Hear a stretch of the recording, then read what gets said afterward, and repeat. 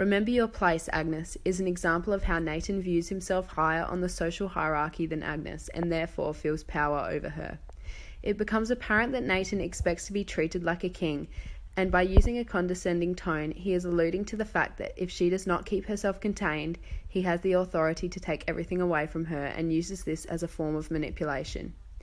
This is an example of the abuse of power of men within the novel, ultimately caused by the patriarchal hierarchy.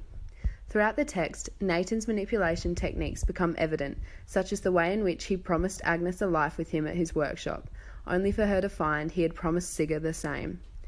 Perhaps Nathan had only asked her to be his house mistress until I arrived, or perhaps she was a liar.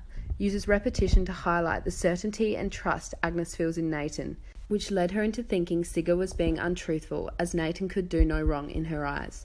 Due to having promised her so much just to gain sexual favours, Nathan had led Agnes to fall for him, ultimately blinding her of the abusive behaviour and motives behind his actions.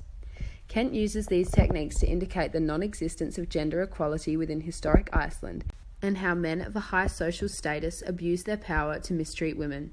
These themes are continuous and used to create sympathy within the audience, as it is still an issue faced within modern society. Burial Rites illustrates how the historical normality of the mistreatment of women is ingrained into the hierarchies present in the novel. The woman's body was a terrain of abuse is a metaphor that Kent uses to describe the severity of Agnes's treatment when she is held as a prisoner. She compares the wounds on the woman's body to a large geographic area, demonstrating how much of Agnes is covered in violent abrasions. She uses tactile imagery to illustrate a texture and size of the injuries in the reader's mind, therefore sympathising for Agnes by demonstrating how normalised the treatment of women was in the 19th century Iceland. Kent uses the simile to compare Agnes's treatment in Cornsa to the animals being kept for slaughter, as she explains, "The men sometimes tie my legs together in the evening, as they do with the forelegs of horses." Because Agnes willfully committed a crime so terrible, people believe she has the same fate as the animals and should be treated no better, even though they are unaware of her side of the story. The forelegs of horses are the key to carrying their weight, and therefore Kent uses this to symbolise that Agnes would have been vulnerable to any form of abuse due to being unable to move and defend herself.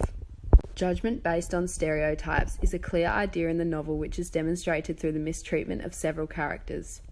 The injustice of Agnes's fate following the murders of Nathan and Peter is a prime example of the judgment based on the stereotypes of her personality.